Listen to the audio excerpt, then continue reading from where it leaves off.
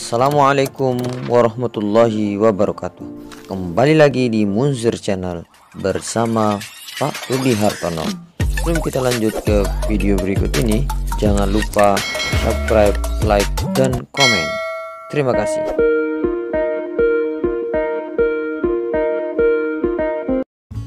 Assalamualaikum warahmatullahi wabarakatuh. Alhamdulillah wa syukurillah, wassalatu wassalamu ala rasulillah, amma ba'd. Halo anak-anakku yang hebat, yang soleh dan solehah. Semoga kita semua selalu dalam lindungan Allah Subhanahu wa ta'ala. Hari ini kita akan membahas tentang beriman kepada malaikat-malaikat Allah Subhanahu wa ta'ala. Sebelum kita mulai belajar, marilah terlebih dahulu kita berdoa kepada Allah Subhanahu wa ta'ala. Mudah-mudahan apa yang kita pelajari hari ini bermanfaat untuk kita semua sebagai bekal dunia maupun akhirat. Berdoa mulai. Bismillahirrahmanirrahim. Rabbi zidni ilma warzuqni fahma birahmatika ya arhamar rahimin. Anak-anakku yang soleh dan solehah, sebelum kita membahas tentang beriman kepada Allah Subhanahu wa ta'ala, terlebih dahulu coba kita perhatikan firman Allah Subhanahu wa ta'ala di dalam Quran surat Al-Baqarah ayat 285 yang berbunyi, Bismillahirrahmanirrahim. Kullun amana billahi wa malaikatihi wa kutubihi wa rusulih, yang artinya semuanya beriman kepada Allah, malaikat-malaikatnya, kitab-kitabnya, dan rasul-rasulnya. Di dalam Quran surat Al-Baqarah ini mengajarkan kepada kita semua, mengingatkan kepada kita semua bahwasanya selain daripada manusia yang diciptakan oleh Allah Subhanahu wa ta'ala ini, selain dari makhluk-makhluk yang pernah kita lihat, ada juga makhluk ciptaan Allah yang tidak bisa dilihat oleh kasat mata atau oleh panca indera manusia kecuali dengan izin Allah Subhanahu wa ta'ala. Oleh karena itu wajib hukumnya kita beriman kepada malaikat-malaikat Allah Subhanahu wa ta'ala. Lalu bagaimana caranya kita beriman kepada malaikat-malaikat Allah Subhanahu wa ta'ala? Yang pertama, meyakini dengan sepenuh hati bahwa Allah Subhanahu wa ta'ala menciptakan malaikat-malaikatnya. Kedua, dengan meyakini sepenuh hati bahwa malaikat itu ada dan tidak bisa dilihat oleh panca indera manusia kecuali dengan izin Allah Subhanahu wa ta'ala. Yang ketiga, meyakini dengan sepenuh hati bahwa malaikat-malaikat Allah berbeda dengan manusia. Mereka memiliki sifat yang khusus, yang selalu taat kepada Allah Subhanahu wa ta'ala. Kalau mereka diciptakan bersujud, dari awal diciptakan sampai hari kiamat tugasnya hanya bersujud. Kalau diciptakan untuk bertasbih, dari awal diciptakan sampai hari kiamat tugasnya hanya bertasbih kepada Allah Subhanahu wa ta'ala. Itu ciri yang pertama, yaitu taat kepada Allah Subhanahu wa ta'ala. Selanjutnya, malaikat itu tidak makan, tidak minum, dan tidak tidur, dan tidak pula memiliki hawa nafsu. Malaikat-malaikat Allah itu memiliki akal pikiran, tapi tidak memiliki hawa nafsu. Berbeda dengan manusia. Manusia diciptakan oleh Allah Subhanahu wa ta'ala dibarengi dengan akal pikiran, hawa nafsu. Dan sementara hewan diciptakan oleh Allah Subhanahu wa ta'ala tanpa akal tapi memiliki hawa nafsu. Maka kalau ada orang kalau ada manusia yang menggunakan akal pikirannya dengan baik dan mengalahkan nafsunya, maka dia lebih mulia daripada malaikat. Tapi kalau ada manusia yang tidak menggunakan akal pikirannya terkalahkan oleh nafsunya, maka dia lebih buruk daripada binatang. Artinya, jikalau ada manusia yang selalu mengikuti, yang selalu terpedaya oleh hawa nafsunya, padahal dia diciptakan oleh Allah Subhanahu wa Ta'ala dibarengi dengan akal pikiran untuk memilih mana yang baik dan mana yang buruk, tapi tidak dipergunakan, hanya mengikuti hawa nafsunya, maka dia lebih hina daripada binatang.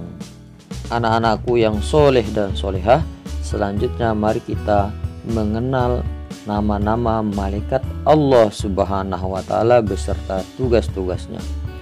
Ayo, siapa yang tahu ada berapakah jumlah malaikat-malaikat Allah Subhanahu wa Ta'ala? Ada yang tahu? Ya, jumlah malaikat-malaikat Allah Subhanahu wa Ta'ala tidak bisa dihitung jumlahnya, lebih banyak daripada manusia.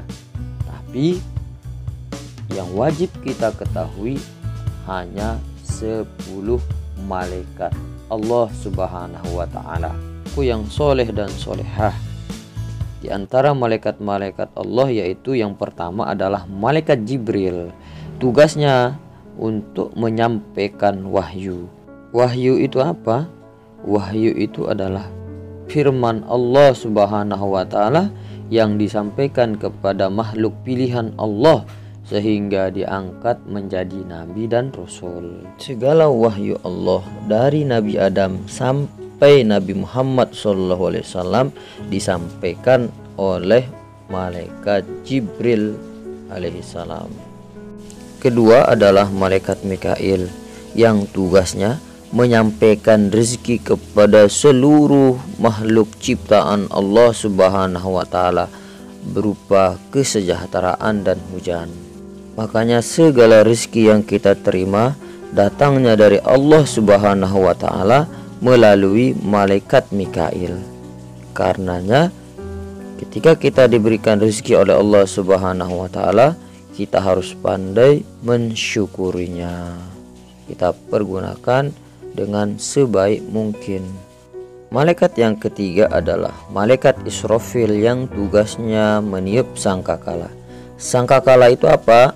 Sangkakala itu adalah sejenis trompet yang besar, ya. Sangkakala ini akan ditiup nanti setelah hari kiamat akan tiba.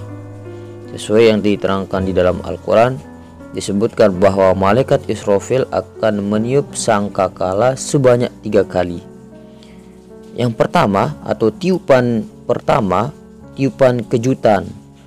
Tiupan ini bermaksud untuk mengejutkan seluruh makhluk, ya, dan peringatan bahwa hari kiamat akan tiba. Kedua, tiupan kematian. Pada tiupan kedua ini seluruh makhluk akan mati, seluruh alam semesta akan hancur berantakan, yang di daratan akan tumpah ke lautan, yang di lautan akan tumpah ke daratan, planet-planet akan bertabrakan, yang ada di bumi, perut bumi akan keluar, akan hancur berantakan, seluruh makhluk hidup akan mati, tidak ada yang tersisa kecuali dengan izin Allah Subhanahu wa Ta'ala.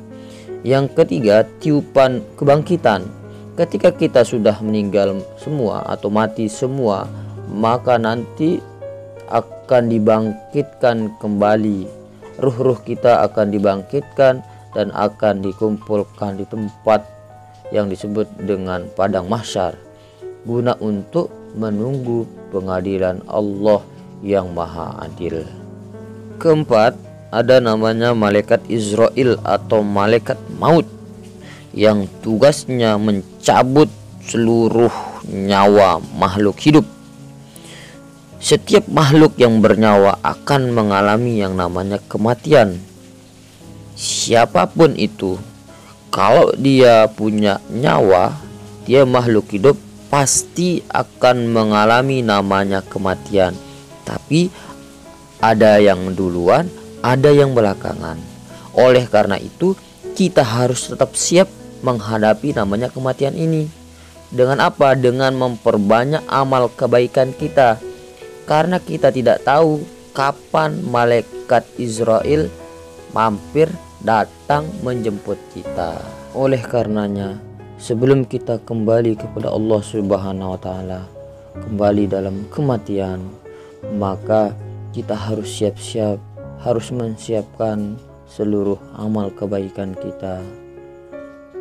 Karena hamba yang baik adalah hamba yang bukan takut, bukan berani, tapi mereka yang sudah siap kembali kepada Allah Subhanahu wa taala dengan mengumpulkan amal kebaikan selama hidup di dunia.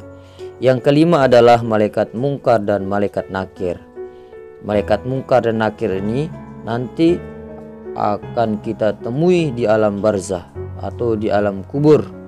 Mereka akan datang dengan suara yang menyeramkan, dengan suara yang mengerikan bagi mereka yang selama hidup di dunia selalu mengerjakan maksiat, dan mereka yang meninggal dalam keadaan su'ul khotimah, mati dalam keadaan tidak baik. Sebaliknya, mereka akan datang dengan wajah yang sejuk, indah bagi mereka yang meninggal dunia dalam kebaikan atau husnul khotimah, bagi mereka yang selama hidup di dunia selalu mengerjakan amal kebaikan. Ketika nanti berada di alam barzah, dua malaikat inilah yang akan datang menghampiri kita, lalu akan menyampaikan ada beberapa pertanyaan. Yang pertama adalah, Marrabbuka, siapa Tuhanmu? Wama dinuka, apa agamamu? Waman nabiyuka, siapa nabimu? Wama imamuka, apa kitabmu? Wama kiblatuka, di mana kiblatmu atau apa kiblatmu? Waman ikhwanuka, siapa saudaramu? Itulah pertanyaan-pertanyaan yang akan diajukan atau disampaikan oleh malaikat mungkar dan nakir. Nanti yang menjawab tidak hanya mulut kita, tapi seluruh anggota tubuh kita bisa berbicara.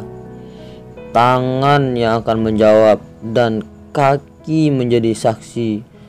Kalau selama hidup kita dunia selalu mengerjakan amal kebaikan, maka mudah bagi kita untuk menjawab pertanyaan-pertanyaan yang diajukan oleh malaikat mungkar dan nakir.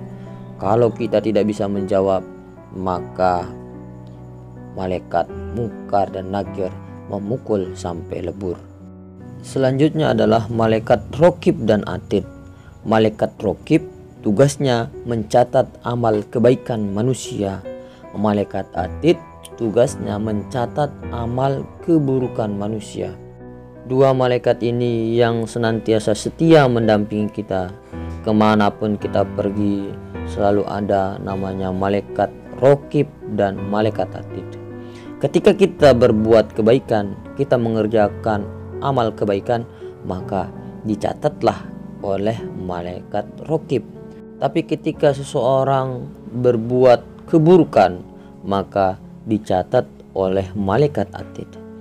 Dua malaikat ini yang akan mengiringi dan mengawasi manusia kemanapun ia pergi.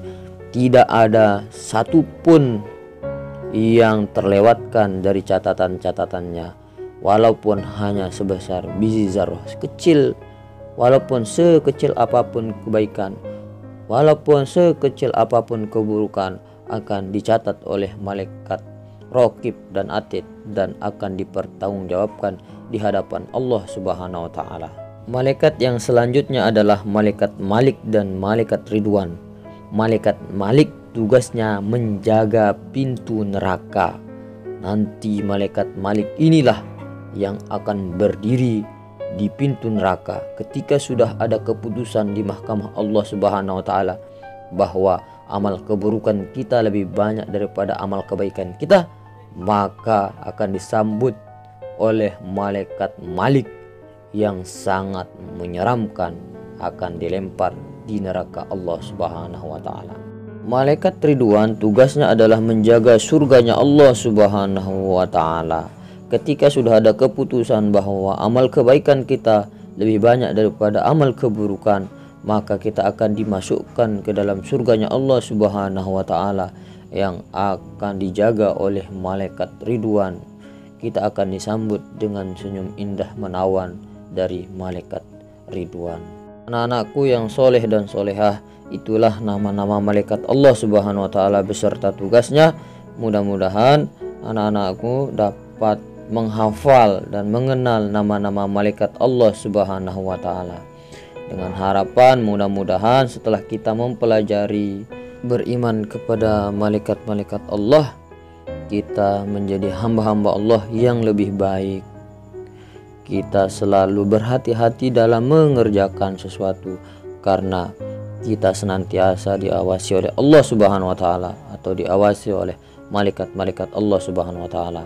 Kita juga senantiasa meningkatkan kualitas kebaikan kita, amal kebaikan kita di hadapan Allah Subhanahu wa taala, dan senantiasa mengerjakan segala kewajiban kita sebagai umat Islam. Alhamdulillah anak-anakku, demikian kita telah mempelajari tentang beriman kepada malaikat-malaikat Allah Subhanahu wa taala. Selanjutnya silahkan jawab pertanyaan berikut ini ya.